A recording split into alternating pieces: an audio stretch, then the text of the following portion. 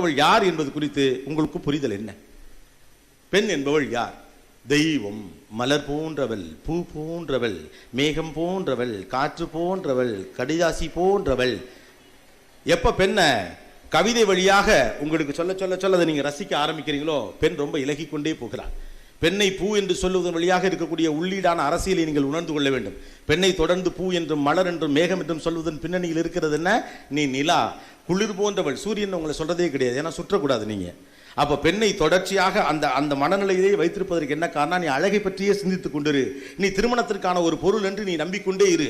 பிள்ளை பெறுவது மட்டும்தான் உன்னுடைய பேர் என்று நீ நம்பிக்கொண்டே இரு. நீ ஒரு இண்டிபெண்டன்ட் இல்லை அப்படிங்கிற மனநிலை உங்களுக்கு தொடர்ந்து உள்ள வச்சுக்கிட்டே இருக்கான். உங்களை தெய்வம்னு சொல்லிட்டா நீங்க சத்தம் போட முடியாதுல, மலர்னு சொல்லிட்டா அநீதிக்கு எதிராக குரல் கொடுக்க முடியாதுல, உரிமையை கேட்டு பெற முடியாதுல, பொம்பளை பிள்ளை எப்படி பண்றேன்னு சொல்லிட்டு போயிட்டே இருக்கலாம்ல. ஆனா நீங்க எதுக்குள்ள மயங்கி கிடக்குறீங்க? அழகியல் சார்ந்த விஷயங்களை பற்றி எவராது உங்களை தொடர்ந்து ஆராதித்துக் கொண்டே இருந்தால் அவரிடமிருந்து வெளியே வாருங்கள். That's the first thing that you need to do. அழகை வைத்தே உங்களை இந்த சமூகம் வளர்க்கும் என்று முயற்சித்தால் அது உங்களுக்கு எதிராக செய்யப்படக்கூடிய அரசியல். ஒரு பெண் குறித்து பெண் முதலில் புரிந்து கொள்ள வேண்டும். ஆனால் நம்முடைய பெரும்பாலான புரிதல்கள் கடந்த காலத்துடைய அனுபவங்களிலிருந்து பெரியவர்கள் சொன்னதன் அடிப்படையிலே மோஸ்ட் இன்ஃப்ளூயன்ஷியல் இன்ஃபர்மேஷன் சாதாரண இருக்கு. நம்ம குறித்த சுய மதிப்பீடு நமக்கு பெரிதாக இருப்பதே கிடையாது. இந்த சமூகம் என்ன சொல்லுகிறதோ அதை உள்வாங்கி அதை நாம் செய்து கொண்டே இருக்கிறோம். ரொம்ப காலமா சொல்லிட்டே இருந்தாங்க. இந்த சமூகத்திற்கு ஒரு பெரிய தனி குரல் எல்லாம் கிடையாது.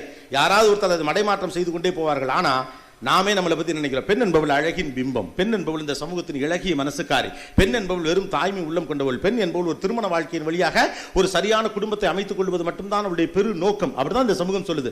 அதனாலதான் அழகு சார்ந்து பேசுகிற போது உங்களுக்கு ஆனந்தம் வருகிறது. உலகத்திலேயே அதிகமான அலங்கார பொருட்களை விற்பதற்கான சந்தையாக இந்தியாவை மாற்றி வைப்பதன் பின்னணியில் அழகோடு இருந்தால்தான் ஒரு பெண்ணுக்கு நல்லது என்ற பிம்பத்தை உங்களுக்குள்ள கட்டமைச்சிருக்கான். மனசு அழகா இருந்தா தான் அழகு. ரைட்? ஒத்துக்கோ? ரைட் தானே? அப்ப அழகை பற்றிய சிந்தனையோட நாம் அதிகமான நேரத்தில் உங்களை வைத்திருப்பதன் வழியாக அறிவுசார் சிந்தனையின் வழியாக உங்களை நடத்தக்கூடாது என்பதுதான் நீங்க நடக்கக்கூடிய அரசியல். அதை தான் உங்களுடைய அக்காக்கள் முறியடிச்சாங்க. அதுக்கு முன்னால முறியடிக்க முடியல. ஆனா உங்களுடைய அக்காக்களும் அதற்கு முந்தைய தலைமுறை சொந்தவர்களும் முதல்ல அதைத்தான் முறியடிக்க பார்த்தாங்க. அழகு இல்லனா, அழகு என்பது அடையாளம் கிடையாது. என் அறிவுதான் என்னுடைய அடையாளம், என் சமூக பார்வைதான் என்னுடைய அடையாளம், இந்த சமூகம் குறித்த என் கோபம் தான் என்னோட அடையாளம். Come up with an attitude. அழகுதான் என்னுடைய அடையாளம் என்று உங்களை யாராவது தொடர்ந்து சொல்லிட்டே இருந்தா அவரோட சேராது. That's wrong. அவர்கள் உங்களை அடிமைப்படுத்த முயற்சிக்கிறார்கள். ஒட்டுமொத்த உலகமும் பெண்களுக்கு எதிராக வைக்கக்கூடிய மிகப்பெரிய அரசியலே அழகின் வழியாக உங்களை வழிநடத்த பார்ப்பதுதான். ஒரு பொம்பளை பிள்ளை லட்சணமா இருக்க வேணாம், எப்படி இருக்க வேணாம், அப்படி இருக்க வேணாம், பார்க்க ரொம்ப பாந்தமா இருக்கு. என்ன பாந்தமா இருக்குது எனக்கு புரியல. ரவுத்திரம் பழகு, அவ்வளவுதான். அநீதினா ஆம்பளை தான் கேட்கணும் இல்ல, பொம்பளையும் கேளு, அப்பதான் அதான் அடையாளம். அப்ப எப்போ ஒரு பெண் என்பவள் அழகு சம்பந்தப்பட்டவள், அமைதியோடு தொடர்புடையவள் என்று இந்த சமூகம் தொடர்ந்து உங்களை உள்ள நகர்த்துவதோ அப்பெல்லாம் நீங்க ஒருபடி மேல வந்துகிட்டே இருக்கும். அந்த இன்ஃப்ளூயன்ஷியல் இன்ஃபர்மேஷன் உங்ககிட்ட வந்துட்டு இருக்கிறதுனால யாராவது ஒருத்தர் வந்து அழகுன்னு சொன்னா ஓ அவன் தான் எனக்கு மிகச்சிறந்த கணவன் தோண ஆரம்பிச்சது சில நேரம். சில பேருக்கு, எல்லாரையும் நான் சொல்றேன். அப்போ வாழ்க்கையில் வாட் இஸ் மை ப்ரையாரிட்டி நாங்கள் தீர்வு செய்ய வேண்டிய மிக முக்கியமான காலகட்டத்தில் இருக்கிறப்ப நமக்கு பெரிய டிஸ்ட்ராக்ஷன் வரதுக்கான காரணம் என்ன? நான் யார் என்பது குறித்த புரிதல் உங்களுக்கு கிடையாது. அமெரிக்காவுக்கு விசாக்கு போய் நிற்கிறப்ப கூட ஒரு பெண் பிள்ளைய இண்டிபெண்டன்ட் விசான்னு கொடுக்குறானா டிபெண்டன்ட் விசான்னு கொடுக்குறான் இல்லையா? ஆணுக்கு ஒரு பிசினஸ் விசா கொடுக்குறான் அல்லது ஒரு ஒர்க் விசா கொடுக்குறான்னா நீங்க மனைவியாக கூட போனீங்க, அப்படி பின்னால் நின்றுட்டு மஞ்சள் கலர்ல ஒரு தாலி கட்டிட்டு இந்த இடத்துல ஒரு பொட்டு வச்சுட்டு போய் நின்னீங்கன்னா உங்களுக்கு டிபெண்டன்ட் விசா. ஏன்னா பெண் என்பவள் சார்ந்து உள்ளவள் என்று நீங்கள் நம்ப வைக்கப்பட்டிருக்கிற அந்த சார்பு நிலை உங்க அம்மா கிட்ட இருக்கு. உங்க அம்மா தான் சார்ந்து வாழ்ந்த ஒரு சமூகத்தின் பிரதிநிதியாக இருக்கிறதுனால என் பிள்ளையால தனித்து செயல்பட முடியாதுன்னு அவங்க நினைக்கிறாங்க, அவங்க பயப்படுறாங்க. அது எந்த தப்பும் கிடையாது. ஆனா அவர்களுக்கு புரிய வைக்க வேண்டிய இடத்தில் இருக்கக்கூடிய நீங்கள் கோபப்படுகிறீர்கள். புரிய வைக்கணும், நீங்க தான் புரிய வச்சாகணும். பிகாஸ் இந்த டிரான்சிஷன் பீரியட்ல இருக்கக்கூடிய தலைமுறை நீங்க தான். ஒவ்வொரு தலைமுறைக்கும் ஒவ்வொரு பொறுப்பு இருக்கிறது. இந்த தலைமுறைக்கு பெரியவர்களுக்கு புரிய வைக்க வேண்டிய பொறுப்பு இருக்கிறது. மாறாக நீ முட்டா பைய, உனக்கு ஒண்ணும் தெரியல, நீ என்ன என்னுடைய மாற்றங்களை புரிஞ்சுக்க மாட்டேங்கன்னு அம்மா கிட்ட சண்டைக்கு போறதை விட கவலைப்படாத, நான் என்ன பார்த்துக்கிற ஆளு அப்படின்னு நம்ப வை, அவ்வளவுதான். That's it. நான் என்ன பார்த்துக்கிற ஒரு ஆளு ஆண் நம்ப வச்சான்ல, ரைட் தானே? ஆனா ஆண் பாவம் பலவீனமானவன். உண்மையிலேயே சொல்ல போனா அப்பாக்கள் பலவீனமானவர். என்ன அவங்களுக்கு சபையில் அழுதுற மாட்டாங்க அப்பாக்கள், அவங்களுக்கு தெரியாது, அவ்வளவுதான். அப்பாக்களுக்கு அந்த மனசு தான் இருக்கும். ஆனா இந்த சமூகம் என்ன சொன்னுச்சு? ஆண் அழாதன்னுச்சு. அதனால நம்ம ஹீரோக்கள் கூட பாத்ரூம்ல போய் அழற மாதிரி தான் சீன் வைப்பாங்க. எம்ஜிஆர்லாம் திரும்பி நின்று தான் அழுவார். ஏன் ஆம்பளை அழக்கூடாது? படம் பார்க்கல ஒரு சீன்ல ரஜினி அழுதா அப்படியே கதறிடுறமே. ஏன்னா ஆம்பளை அழுது பார்த்தது இல்லை.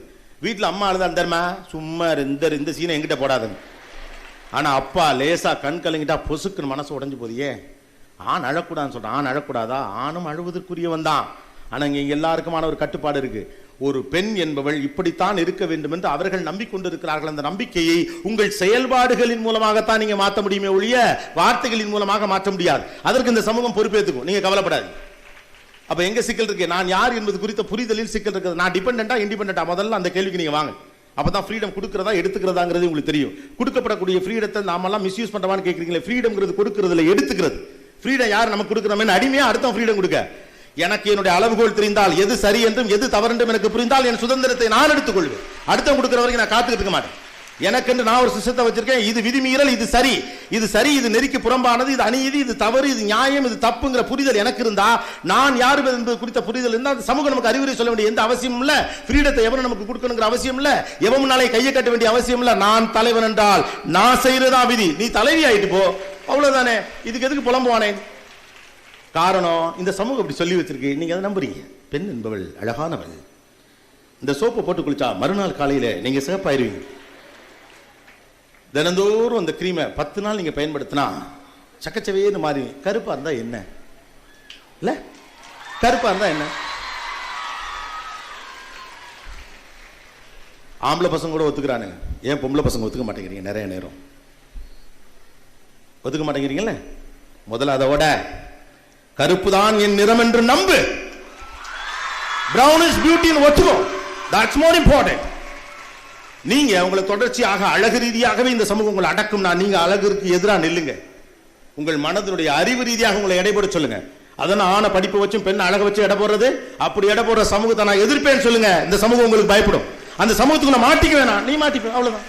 அப்ப அழகுதான் என் அடையாளம் என்று நீங்கள் நம்புகிற போது ஒரு வாழ்க்கையை அமைத்துக் கொள்வதுதான், எனக்கு பிடிச்ச ஒரு ஆணையை அடைவதுதான், அல்லது ஒரு குடும்பத்தை அடைவதுதான் என்னுடைய இலக்கு நினைக்கிறீங்க. கிடையாது. நாசாக்கு நீங்க வேலைக்கு போக கூடாதுன்னு எவன் சொன்னா?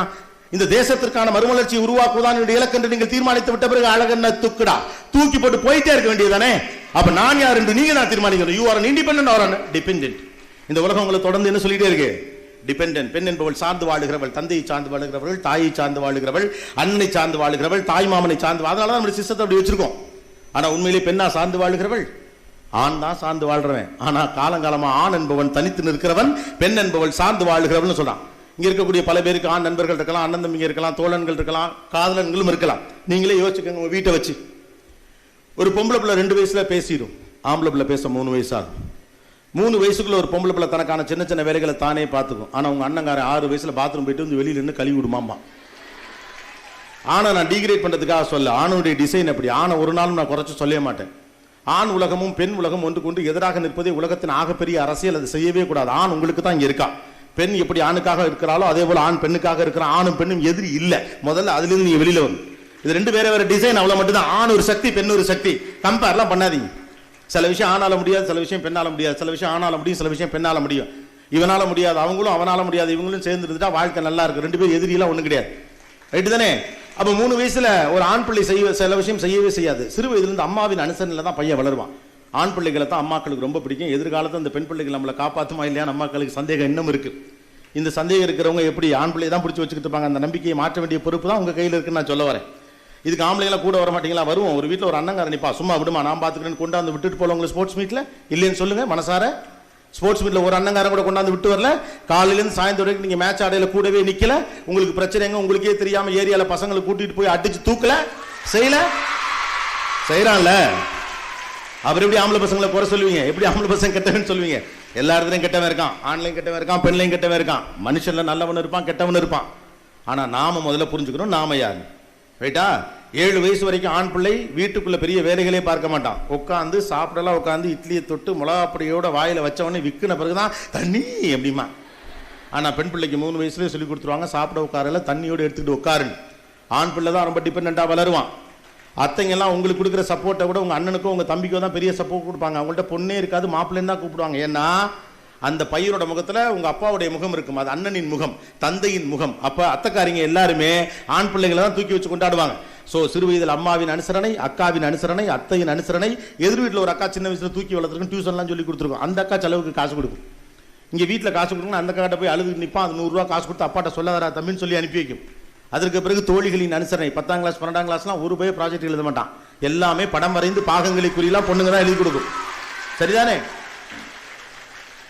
ஒரு நல்ல ஃப்ரெண்டா ஒரு பெஸ்டியா இருந்துட்டா அவங்க கூட சேராத, இவங்க கூட போகாத, வண்டியில வேகமா போகாத, வீட்டுக்கு சீக்கிரமா போ, சனிக்கிழமை சாயந்தரம் ஊர் சுத்தாத, வீட்டில் அடைஞ்சு கிட, நான் உனக்கு ஃபோன் பண்ணுவேன் தூங்கிட்டியான்னு எனக்கு சொல்லணும் அப்படின்னு கேட்கக்கூடியது ஒரு பெண் தான். பெண் தான் அவனை வழி நடத்துவா. அதுக்கப்புறம் கட்டுனீங்கன்னா ஒரு கட்டத்துக்கு அப்புறம் அவனுக்கு ஒரு தோழியோ ஒரு காதலியோ கிடைச்சிட்டு அவ வழி நடத்துவா, அவள் பார்த்துப்பா.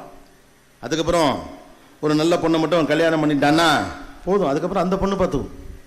அதனால தான் கல்யாண மேடையெல்லாம் நம்ம வீட்டிலலாம் கவனிச்சு பாருங்க, எல்லாம் முடிஞ்சு மேடையில் ஆணும் பெண்ணு மட்டும் நிற்கிறப்ப அந்த பொண்ணோட அம்மா அந்த பையனோட அம்மா மேடையில் ஏறி இந்த பரிசெல்லாம் கொடுத்து முடிச்ச பிறகு போய் மருமக கையை பிடிச்சி சொல்லுவாங்க, இந்தாப்பா இது வரைக்கும் நான் பார்த்துக்கிட்டேன், இனிமேல் நீ பார்த்துக்க. அர்த்தம் என்ன? அவனுக்கு ஒன்றும் தெரியாது, நான் பார்த்துக்கிட்டேன் இது வரைக்கும், இனிமேல் நீ பார்த்துக்க. அதுக்கு பிறகு மனைவி பார்த்துப்பான், நல்லது கெட்டதெல்லாம் செஞ்சுப்பான், அவளை சார்ந்து வாழ்வான். அதுக்கடுத்து இந்த மாதிரி ஒரு பொம்பளை பிள்ளை பார்த்துட்டான்னா ராசா பாத்ரூம்ல குளிச்சுக்கிட்டு கேளே வெளியில துண்டோட நிற்கும், அப்பா சீக்கிரம் வாப்பா அப்படின்னு கூடவே வரும், சாவி எடுத்து கொடுக்கும், கூட ஃப்ரெண்டா இருக்கும், பேசிக்கிட்டே வரும், 1008 அப்பா போடும். இந்த உலகமே உங்களுக்கு ஒரு பெண்ணின் மாறும்.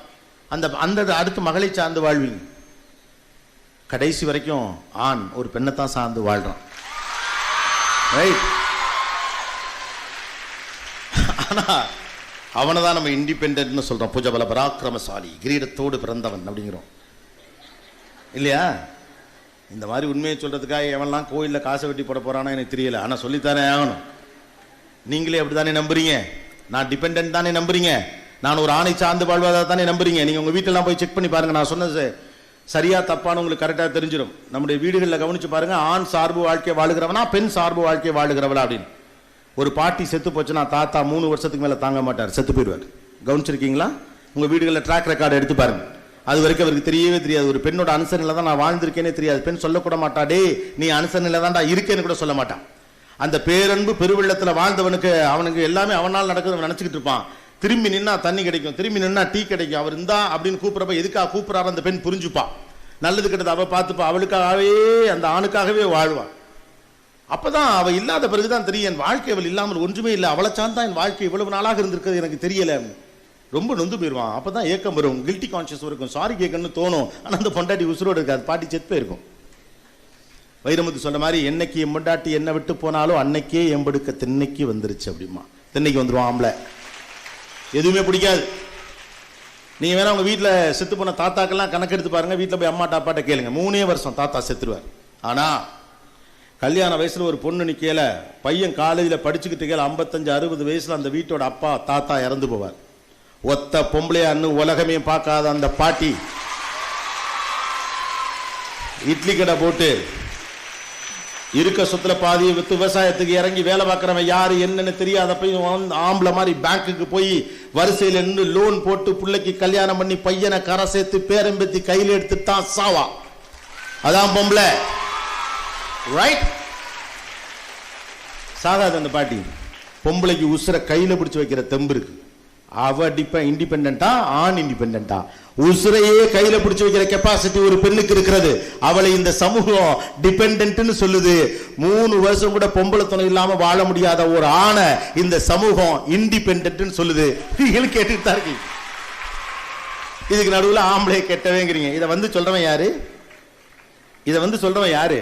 நான் தானே. அப்ப you need to understand who you are first. நீங்கள் சாமி இல்ல, பூதம் இல்ல, பூ இல்ல, மலர் இல்ல, காற்று இல்ல, நிலவில். woman is a woman, that's it. பெண் என்பவள் பெண் தான், அவ்வளவு மட்டும்தான். அதுவே பெரிய பேரு தான், அதுவே பெரிய பேரு தான்.